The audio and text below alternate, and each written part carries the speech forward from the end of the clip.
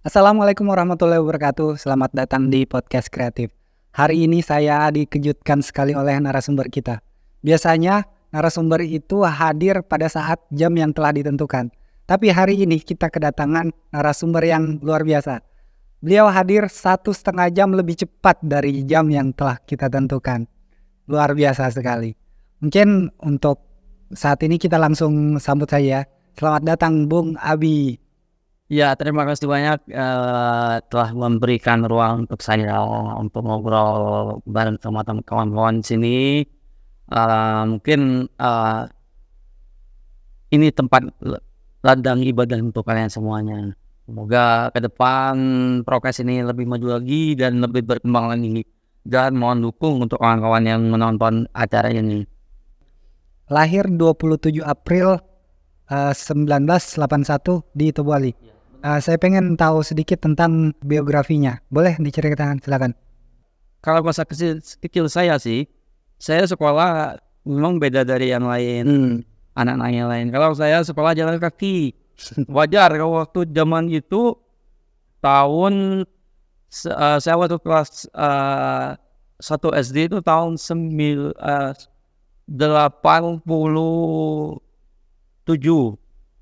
saya masuk SD. Karena zaman itu kalau orang udah pakai motor itu memang termasuk orang kaya. Tapi kita orangnya sederhana, jadi saya juga nggak mau membebankan beban orang tua kan. Jadi saya inisiatif ke sekolah itu jalan kaki, Bung Cakra seperti itu. Dan untuk belanja sekolah, dikarenakan orang tua ini agak kekurangan uang untuk jajan sekolah, saya inisiatif sendiri. Saya bikin komik tulisan pakai pena zaman dulu ceritanya kan. Nah, jadi saya sewa sama teman. Kalau zaman dulu harga uang 1.000 itu udah lumayan sih untuk jajan. Jadi sehari satu komik 1.000 rupiah. Alhamdulillah banyak yang suka dengan karya komik saya. Komik saya memang beda dari yang lain. Banyak unsur lucunya. Kayak cerita misal. Itu tergantung dari kawan mau requestnya komiknya seperti apa. Jadi kalau dia request mau solid, aku bikin solid. Tuh. Dan juga hobi saya ini bikin lagu, nyiptain lagu. Aku sebenarnya tidak suka bawa lagu orang. Aku lebih suka mencintai hasil karyaku sendiri. Walaupun itu dipandang orang jelek, tapi tidak masalah. Karena aku bangga dengan karya sendiri. Menjadi banyak gerak. Setelah menjelang dewasa kan, mengenal wanita kan, akhirnya aku tetapkan untuk sebagai pendamping hidup. Menikah aku di usia 28 tahun. Di situ perjalanan luar biasa. Karena apa?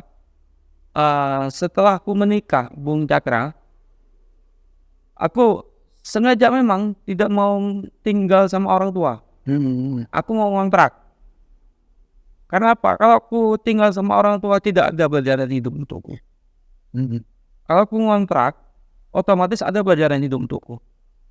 Di situ kita tahu bisa beras nggak ada, kita tahu ditolaknya nggak ada.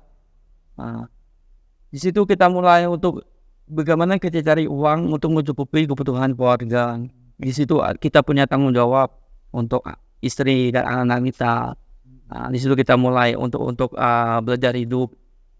Orang tua sih melarang sebenarnya untuk hidup ngontrak. Untuk apa? Uangnya lebih baik yang belanja. Tapi aku tetap menghargai apa itu keputusan orang tua. Cuma aku punya pilihan lain. Aku ingin hidup mandiri. Aku tunjukkan kepada orang tua aku tuh aku bisa untuk hidup setelah menikah tuh tanpa bantuan orang tua, hidup mandiri. Tapi alhamdulillah aku jalani dan ku tekunin pertama di lewat aktivis gerakan ini, lewat aktivis sosial. Oh iya. Yang benar. Jadi di aktivis ini berbentuk bergerak di bidang sosial seperti itu. Nama aktivisnya kalau boleh tahu? Nama aktivisnya itu kita ke komunitas penuh inspirasi atau disingkat kopi. Jadi niat utama bikin komunitas itu karena ada panggilan hati, kasihan lihat orang susah. Kalau kasihan lihat adik-adik kita tidak sekolah kan, tidak mampu membeli seragam sekolah. Jadi inisiatif saya untuk membantu mereka pertama pakai duit pribadi.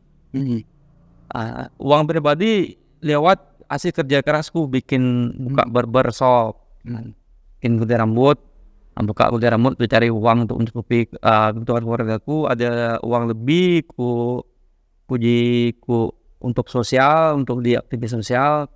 Aku beri bantuan seragam untuk anak-anak sekolah itu tanpa sponsor.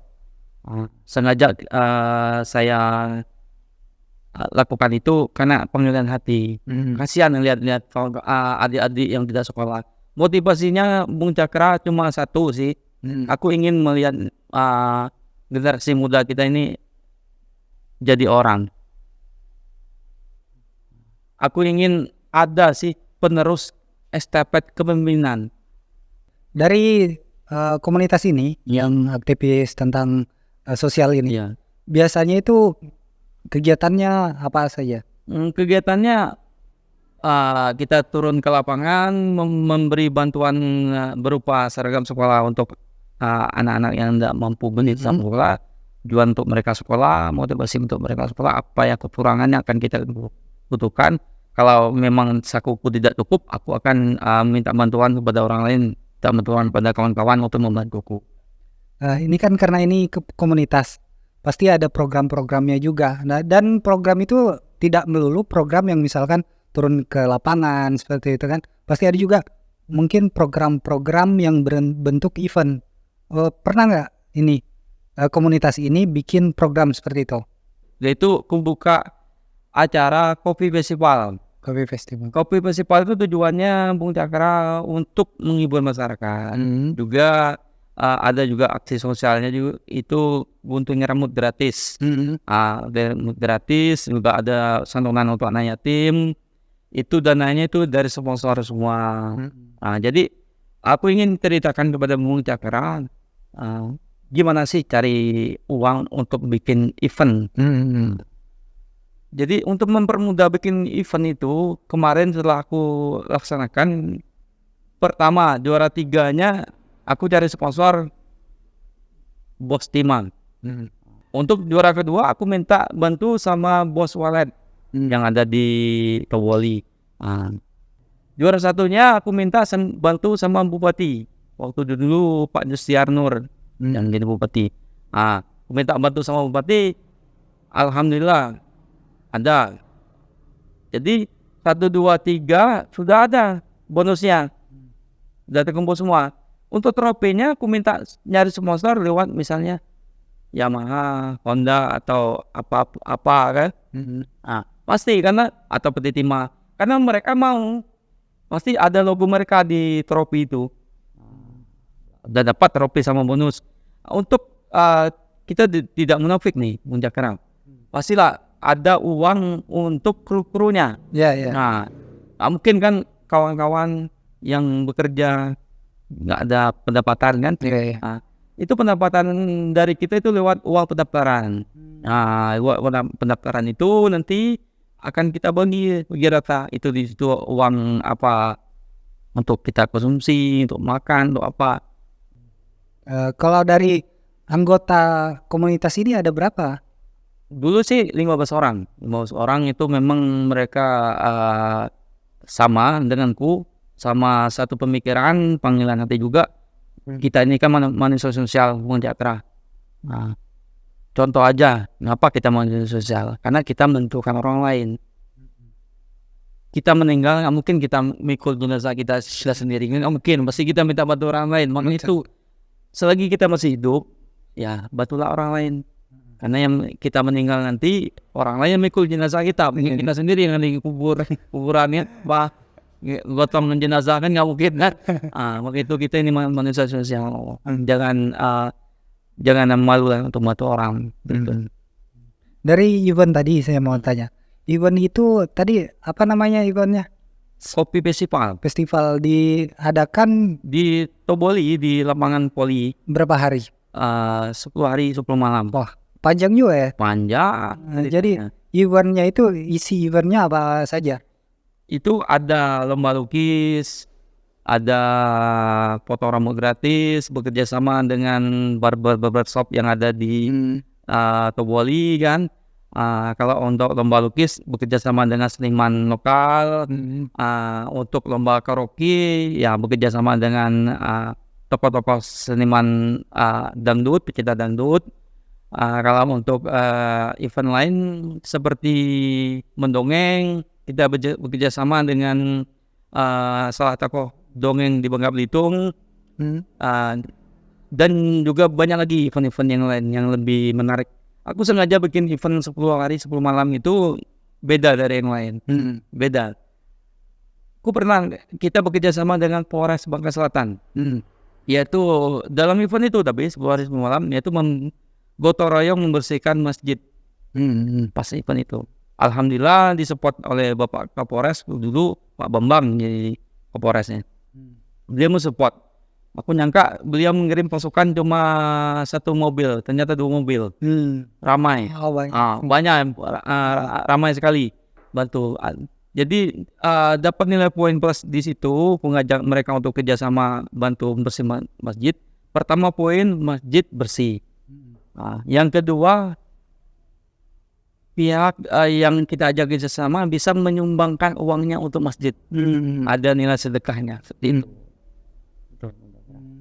Kok bisa kepikiran event sepanjang itu 10 hari 10 malam ya, dengan rentetan acara yang sedemikian rupa, kok bisa kepikiran seperti itu? Ya kita setting acara itu udah jauh-jauh hari, tahun sebelum acara itu dimulai. Satu event itu ya kita pikirkan dulu apa-apa, kita desain dulu Kebutuhannya kebutuhan apa yang akan kita butuhkan. Inti saya bilang sama kawan-kawan, sama kru-kru yang bekerja di lapangan, intinya kita jangan menyerah. Kita buktikan bahwa kita yang dipandang orang sebelah mata bisa berbuat. Kita tidak pernah meminta bantuan sama masyarakat di situ. Berupa uang loh, minta sumbangan tidak pernah. Kita cari sponsor yang memang memiliki dana mencukupi, seperti Bos Tima, Bos Walet, Bupati, Pemda, kayak seperti Honda, Yamaha, Gudang Garam. Di sponsor itu aja kita sudah memiliki dana. Dan juga kita pernah minta bantuan dana, support dana untuk ada event itu kepada Pak Gubernur Rustam Effendi. Waktu itu lagi sedang menjabat beliau support sekali. Di situ juga ada suratan massal juga, kerjasama dengan Bapak Gubernur Tuan Bangka Belitung, Bapak Rustam Effendi, dan juga kita PMI donor darah kerjasama dengan PMI kan. Itu donor darahnya. Dari event-event tersebut pastilah ada pro dan kontra ya. Ada mungkin ada isu-isu miring misalkan atau seperti apa. Kalau pro dan kontra biasa. Nama kita ini bermasyarakat biasa. Tidak di event atau di event itu biasa. Tapi bagaimana kita menyikapi itu semuanya dengan berpikir lebih cerdas. Ya, aku bilang sama kawan-kawan, tidak usah ditanggapi. Jadi program-program yang berjalan itu apa saja sekarang? Masih tetap di program mengajak anak-anak untuk sekolah dan anak-anak SD ya, sekolah ini. Karena bagi kita bisa kita laksanakan program itu dikarenakan tingkat anak-anak sekolah yang tidak sekolah di Kecamatan Toboli ya masih bisa kita terjangkau, masih bisa kita bantu karena dana masih bisa kita talangi dana itu, karena berapa sih nilai kita beli seragam sekolah, tapi manfaatnya sangat besar untuk mereka, manfaatnya sangat besar untuk pendidikan kita. Biarpun tidak ada perhatian dari pemerintah daerah sih, anggap bagi saya sih untuk sekarang belum ada, karena mungkin ya saya tidak berpikir negatif tentang mereka. Nah, mungkin mereka ingin memberi ruang untuk saya untuk berkarya kan, tidak masalah. Yang penting apa yang saya perbuat ya untuk negeri ini lah, untuk bangsa Selatan. Dengan siapa lagi kalau bukan kita yang peduli? Betul. Kapan lagi kalau bukan sekarang untuk memulai? Seperti itulah.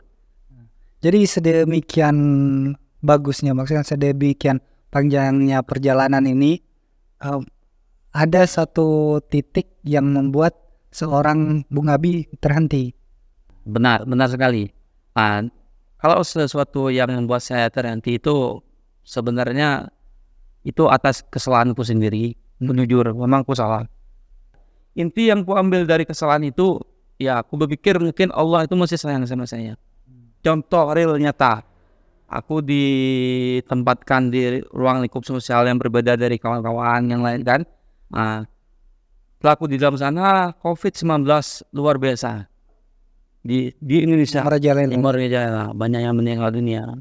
Nah, setelah aku kembali lagi ke ruang lingkup sosial ke kawan-kawan di sini, COVID-19 nggak ada lagi. Aku pikir di situ Allah itu sayang sama saya. Boleh tuh, menarik tuh. Jadi saya pengen tahu beberapa ceritanya awal-awal berada di sana seperti itu. Jadi apa saja yang mungkin bisa jadi pelajaran ke teman-teman juga.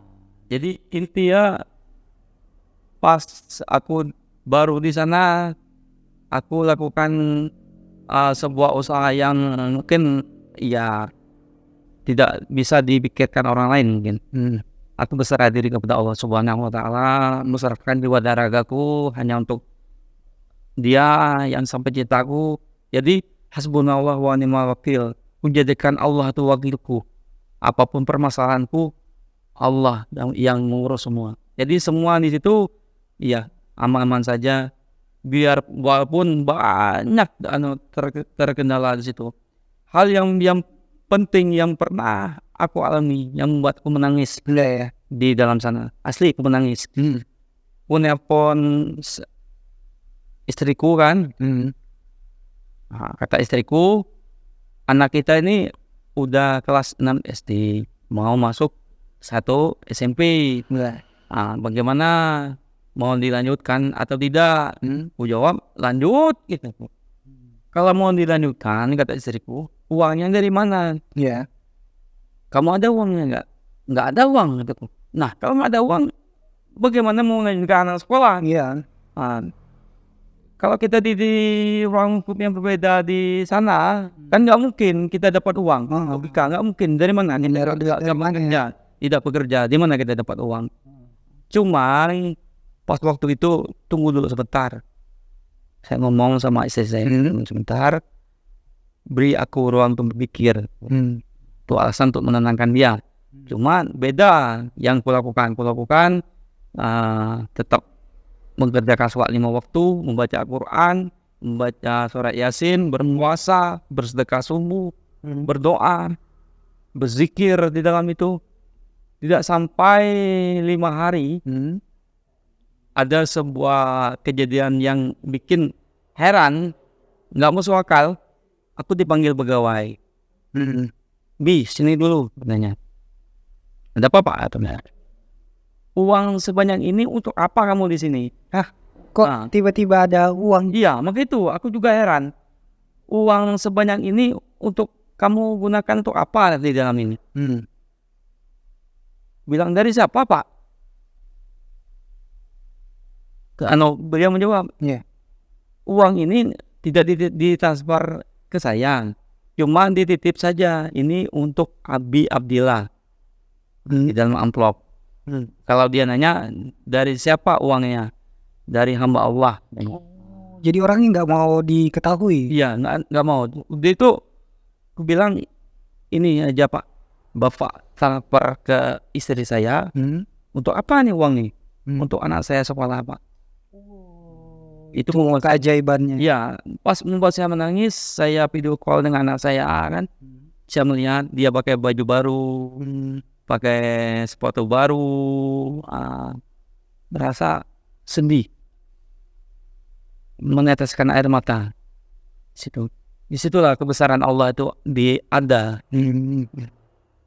Nyata itu muncul. Jadi benar-benar dapat pelajaran hidup di situ ya. Termasuk dari keajaiban ini. Iya.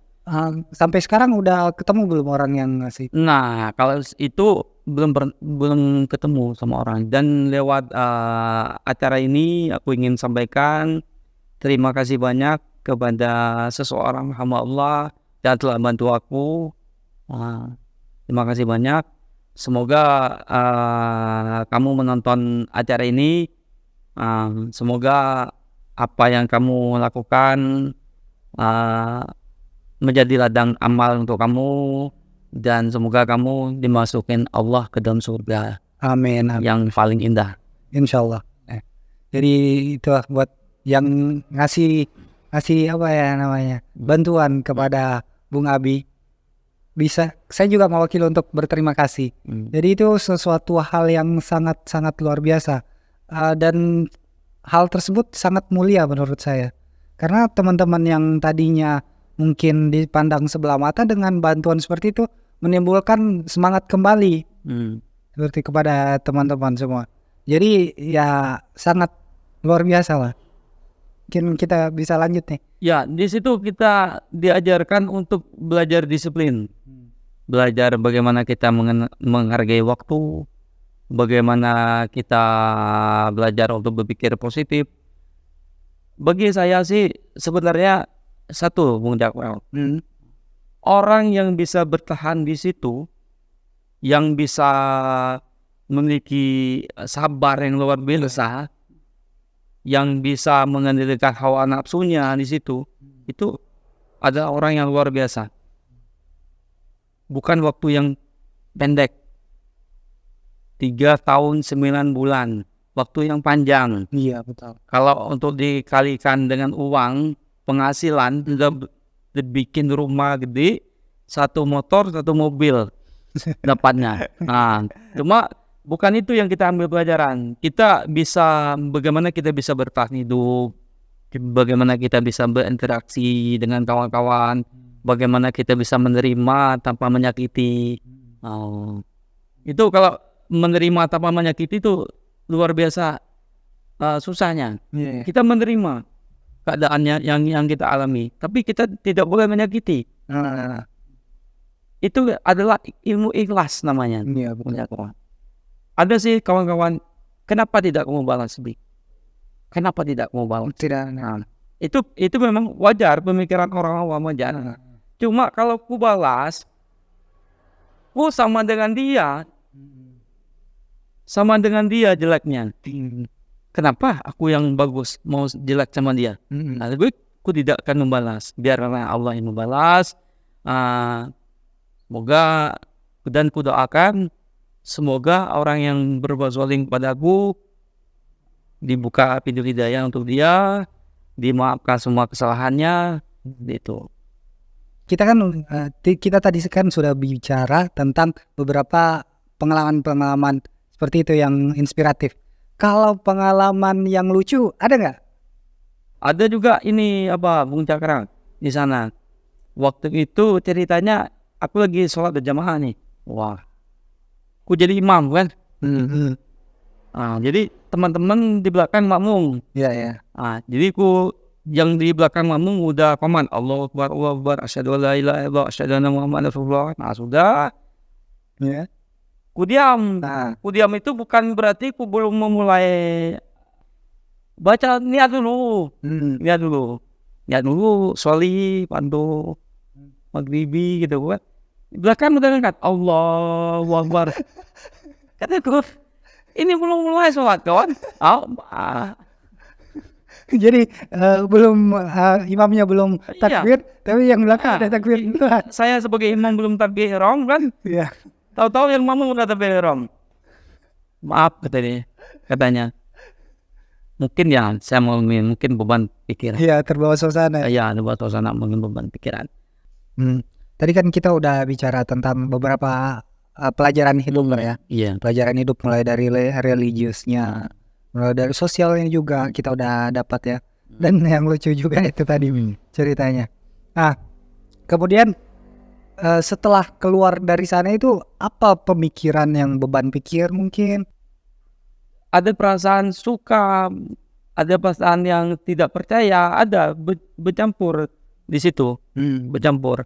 Pas naik mobil baru yang mulai percaya. Pas di situ ibuku selalu menelpon, Abi sudah di mana? Sudah di jalan ibu gitu. Telepon lagi, Abi sudah di mana? Di Pangkal Pinang. Telepon lagi, Abi sudah mana? Di Kobak. Di jalan pun banyak teman-teman kawan-kawan yang menyuruh untuk menginap dulu, jangan pulang dulu, menginap dulu. Aku bilang biarlah nanti saja, dikarenakan ibuku sudah menunggu di rumah. Nah, di situ memang rasa kangen itu yang bikin tadinya tidak percaya, tadinya merasa ragu kan, hilang. Dan pas di jalan itu aku berpikir kawan-kawan masyarakat di Toboli tidak mau lagi menerima aku. Berpikir sejenak, ada seperti pikiran seperti itu. Pas datang ke rumah disambut baik sama keluarga, alhamdulillah. Pas besok paginya mau ke rumah tetangga luar biasa. Mereka menangis, memeluk, menangis. Abi lo pulang lo, menangis, memeluk. Ternyata apa yang kupikirkan tentang mereka itu salah. Mereka sangat welcome padaku. Mereka sangat kangen dengan sosokku. Dan juga pernah aku bicara sama teman, sama kawan lama. Saya bilang, kamu malu tidak berteman denganku. Bilang jujur, kalau kamu malu, kita tidak usah berteman lagi, bang. Kamu ini ngomong apa, katanya? Ku ini berasa tersinggung. Abi ngomong seperti itu, dan ku kenal sama Abi itu sudah lama. Ku yakin Abi itu bukan orang seperti yang dipikirkan orang. Ku tahu Abi itu bagaimana. Gitu. Makasihlah kataku. Kalau kamu memang masih menerima aku. Alhamdulillah. Pas baru keluar kemarin langsung banyak diterima masyarakat. Kemana-mana welcome orang. Meluk semua. Bersalaman, meluk semua, welcome. Apa kabar? Lama tidak berjumpa, kemana saja, macam-macam jawabannya. Jadi aku yang timbul keheranan, kenapa ini? Ada apa ini kan? Ya, merasa aneh sendiri. Nah, dengan tanggapan kawan-kawan. Jadi apa yang kupikirkan selama di jalan tadi salah besar. Mereka sangat welcome, mereka sangat baik sekali. Terutama kawan-kawan di acara ini welcome, memberi ruang untuk berbicara, memberi ruang untuk bagaimana untuk berbagi pengalaman. Gitu. Wah, semakin bijak kawanku satu ini. Jadi keluar dari sana jadi semakin kita karena lebih banyak berpikir di sana. Iya. Jadi membuat kita semakin bijaksana Iya. dan berperilaku. Jadi kita harus bagaimana intinya aku sih banyak belajar dengan alam. Karena orang terdahulu tidak ada guru. Iya. Dokter terdahulu zaman dulu nggak ada kuliah di mana. Mereka banyak belajar dengan alam. Aku juga banyak belajar dengan alam. Contoh untuk menyelesaikan masalah. Ini kan gelas kopi. Kalau kita aduk kan mutarnya kan Iya. kencang. Iya ya. Nah, kalau kita stop dengan jari, airnya akan mencerat kemana-mana. Iya ya. Nah, jadi pelajaran hidupnya biarkanlah dia berputar dengan sendirinya sampai tenang dan sampai bening lagi. Itu. Ada poin yang di situ kita sampaikan. Jangan pernah waktu kita lagi masalah, kita untuk menghentikannya atau untuk bunuh diri atau apa. Karena itu tidak akan menyelesaikan masalah. Itu akan menambah masalah. Dari inti pelajaran yang saya bayangkan itu. Biarkanlah seperti air mengalir. Nanti akan tenang juga. Ya, luar biasa. Oke, baik, kita tarik sedikit lagi misalkan. Itu kan kita udah belajar banyak tentang kehidupan Bung Abi hari ini. Sekarang setahu saya jadi ini ya, jadi aktivis seperti. Sekarang sudah nggak jadi aktivis lagi. Sekarang kita beralih ke jurnalis. Oh, jurnalis sekarang ya. Pers. Kalau bahasa kerennya pers. Kalau bahasa awamnya wartawan. Nah, jadi intinya saya bergabung dengan jurnalis itu pertama sih lewat hobi saja, hobi menulis. Dan sengaja terjun ke jurnalis itu, saya ingin memberitahu kepada pembaca ada pesan moral yang ingin saya sampaikan lewat berita-berita yang saya bikin. Ingin saya sampaikan pelajaran pesan moralnya seperti apa. Bukan cuma kita bikin berita saja, cuma cara penulisan di berita itu aja. Ingin saya kemas ada pesan moralnya. Seperti saya bikin lagu misalnya, ada pesan moral yang saya sampaikan di lagu itu ada. Kalau memang penasaran silakan nonton di channel YouTube saya Abi Abdillah. Situ masih ada lagu-lagu ciptaan saya, banyak itu. Di situ ada pesan moral yang saya sampaikan. Apapun itu, dimanapun aku berada, aku harus bermanfaat untuk orang lain. Hiduplah seperti pohon pisang. Sekali dia hidup, bermanfaat untuk orang lain. Setelah itu dia mati. Jadi gini, untuk jadi seorang jurnalis ini pasti ada kesulitannya dong. Banyak kesulitan. Tidak segampang membalikkan telapak tangan Bung Cakra. Iya.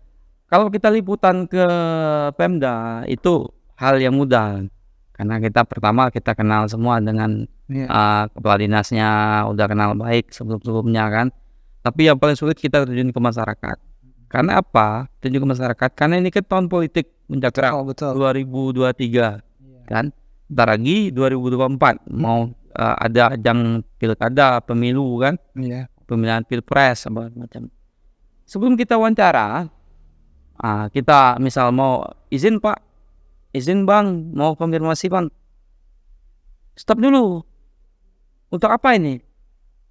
Ada kepentingan politik tidak katanya? Ada kepentingan ini itu enggak katanya? Di situ yang kesulitan. Pemahaman mereka selalu identik dengan politik. Padahal kita jadi wartawannya di jurnalis ini, kita ada kode etiknya Bung Cakra. Kita tidak boleh terjun ke partai politik, kita tidak boleh melakukan memeras orang, tidak boleh. Kita meliput. Tugas wartawan itu, bilang Bang, bikin berita. Sama juga dengan kami kan podcast nih. Tapi kawan-kawan juga mandang gitu. Kami mau undang nih orangnya. Kebetulan misalkan orangnya nyalon juga di caleg menjadi caleg gitu kan, calon legislatif. Nah, hambatan bagi kami itu, kami mau mengundang tapi kawan-kawan nih melihat bahwa kita ini takutnya ke ranah sana. Padahal kan tujuan kami bikin podcast seperti ini adalah untuk mengedukasi. Entah itu narasumbernya caleg atau siapapun, ya itu kami tidak sangkut pautkan. Karena tujuan dan visi misi kami ini ya tetap mengedukasi teman-teman semuanya, penonton-penonton di rumah. Seperti itu. Ya, jadi aku harus garis bawahi, kebanyakan sih orang kan menilai kita kan sebelah mata, itu kawan, sebelah mata. Sebenarnya lewat tontonan ini ada pesan moral Iya, iya, yang harus diambil, iya. biarpun itu dia atau narasumbernya caleg atau narasumbernya apa saja. Mhm. Yang penting kan apa pelajaran yang diambil Betul, dari nonton betul. itu. Seperti kita nonton film misalnya, apa sih pelajaran yang kau ambil dari nonton film itu? Harus ada. Iya. Kalau tidak ada pelajaran yang kita ambil dari nonton film itu, lebih baik kita tidak usah nonton film, Betul. mati aja ambil TV-nya itu. Nah, jadi inti pesan dari saya kepada kawan-kawan, tetaplah semangat. Sama pesan ini kepada kawan-kawan di komunitas kemarin, Iya. tetap semangat, jangan peduli dengan omongan orang, itu sebagai motivasi aja untuk kalian. Pokoknya tetap maju. Kalau kalian mau sukses, tetaplah maju. Baik, baik. Ada yang mau ditanyakan? Tambahan, Pak Direktur? Baik. Oke. Oke. Waduh, luar biasa sekali nih, Bung Abi. Banyak sekali insight-insight yang kita dapatkan di podcast kali ini. Iya. Mulai dari pelajaran hidup, Ya. juga pemikirannya Bung Abi juga kan. Seperti itu, semoga bermanfaat buat teman-teman. Baik, mungkin itu saja untuk hari ini. Terima kasih Bung Abi. Ya, Terima kasih buat sama-sama. semua penonton. Baik, assalamualaikum warahmatullahi wabarakatuh.